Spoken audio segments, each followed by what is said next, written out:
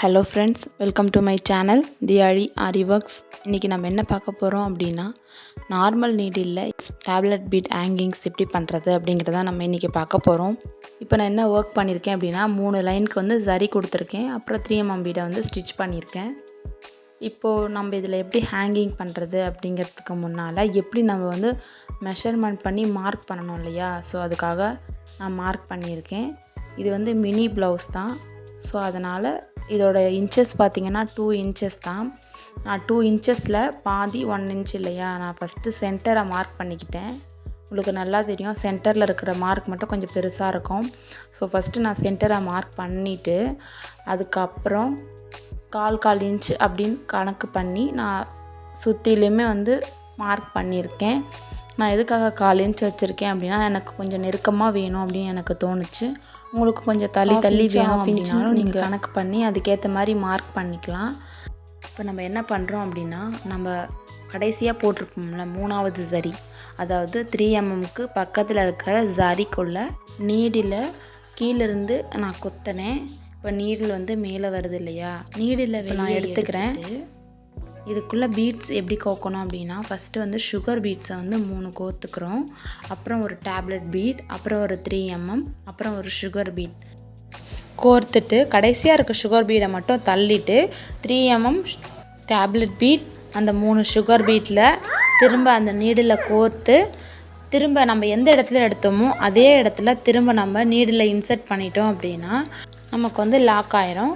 அவ்வளோதான், ரொம்ப சிம்பிள் தான். இது வந்து அவ்வளோ பெரிய கஷ்டமான விஷயம் அப்படிலாம் கிடையாது. எந்த ஒரு விஷயத்துலையும் அதோடைய கான்செப்ட் என்ன சொல்ல வராங்க அப்படிங்கிறத நம்ம புரிஞ்சுக்கிட்டோம் அப்படின்னா நமக்கு வந்து அது ஈஸியாக புரிஞ்சிடும். ஒன்றுமே இல்லை. இப்போ நான் உங்களுக்கு வீடியோ பொறுமையாக காட்டுறேன், நீங்களே பாருங்கள். நீடில் உள்ளே போகும்போது என்ன ஆகுது பாருங்கள். ஸோ அவ்வளோதான். இப்போ திரும்ப உங்களுக்காக ஒன் மோர் நான் பண்ணி காட்டுறேன். ஸோ நான் உங்களுக்கு ஃபஸ்ட்டு எப்படின்னு சொல்லிட்டேன் இல்லையா, இப்போ நான் எதுவுமே சொல்ல போகிறது இல்லை, அப்படியே நடக்கிறது நீங்கள் பாருங்கள்.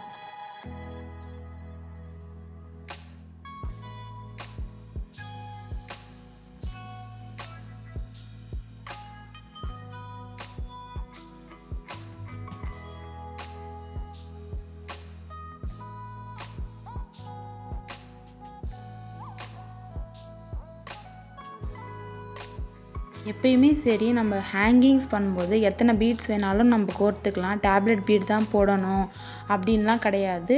நம்ம மோத்தி பீடும் இதில் யூஸ் பண்ணிக்கலாம்.